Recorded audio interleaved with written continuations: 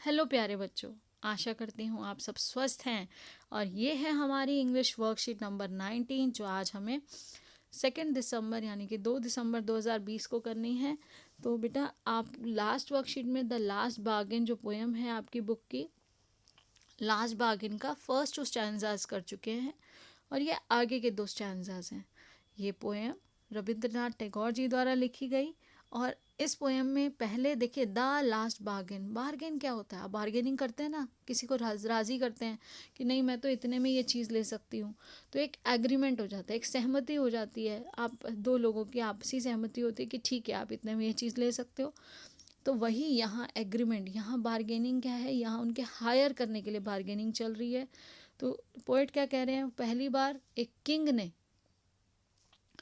King ने उनको higher करने की कोशिश की। जब वो स्टोन पाथ पर चल रहे हैं, किंग ने अपनी स्वॉर्ड से यानी कि अपनी पावर से, sword was the symbol of power, king ने कहा मैं अपनी पावर से आपको हायर कर लूँगा, तो उन्होंने एग्री नहीं किया।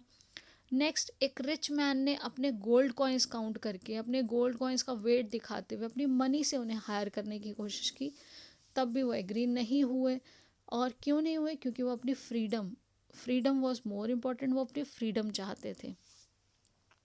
तो बेटा ये आगे का जो स्टैंजा है, इस स्टैंजा में इट वॉज इवनिंग, अब सुबह से निकले थे, अब शाम हो चुकी थी। शाम के समय the garden hedge was all a flower, the fair made came out and said I will hire you with a smile. समय था शाम का और गार्डन का जो हेज है बेटा, बाड़ियाँ लगी होती हैं जो फूलों की क्यारियाँ लगा देते हैं, दो भागों में ज़मीन के जो टुकड़े हैं उनको अलग अलग बांटने, या एक तरफ पार्क है, पार्क में भी देखते हो साइड्स में लगी हुई होती हैं झाड़ियाँ, जो एक बाउंड्री बनी होती है तो ग्रीनरी के लिए या फुटपाथ के लिए, तो वो हेज उसको बोलते हैं, वो जो बाड़ी बनाई जाती है पौधों झाड़ियों को लगाकर। वो पूरी फूलों से भरी हुई थी। The fair made came out, वो बाहर आई, एक जैसे मेड सर्वेंट होते हैं इस तरह से एक फेयर मेड है, एक लेडी है, वो लेडी बाहर आई, सुंदर सी लेडी है, वो बाहर आई और उन्होंने कहा I will hire you with a smile, मैं तुम्हें हायर कर लूँगी अपनी स्माइल से। हर स्माइल पेल, लेकिन जब देखा कि उनके स्माइल का कोई असर नहीं हुआ तो उनकी स्माइल क्या हो गई, पेल फीकी पड़ गई एंड मेल्टेड इनटू टीयर्स, और वो उनके आंसू निकल आए।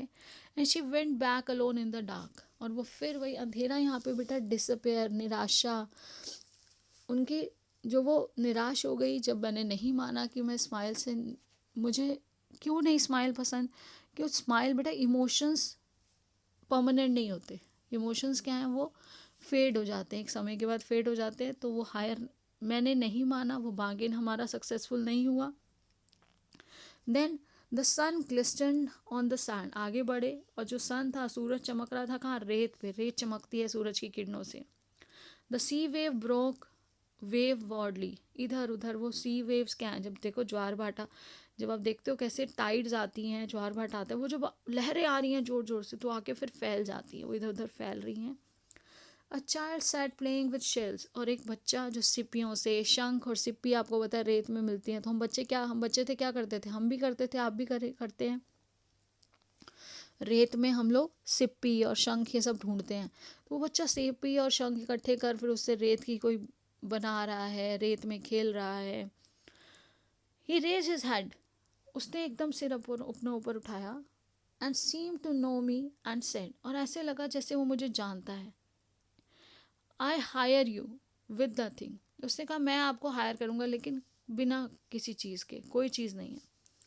From there from then hence forward that bargain struck the child's play made me a free man, और उस बार्गेन, वो बार्गेन मैंने एक्सेप्ट किया, और वो जो बार्गेन था वो चाइल्ड ने मुझे हायर कर लिया और मैं उस दिन से एक फ्री मैन बन गया। मुझे एहसास हुआ वो जो एक फीलिंग थी बीइंग अ फ्री, वो मैंने अचीव की उस बच्चे से। उसकी जो बेटा, बच्चे जो होते हैं बहुत क्लियर हार्टेड होते हैं, सॉफ्ट हार्टेड होते हैं, बहुत अच्छे से, आप सब बच्चे बहुत ज़्यादा ही, कहते हैं ना जो बच्चे हैं वो भगवान का रूप है।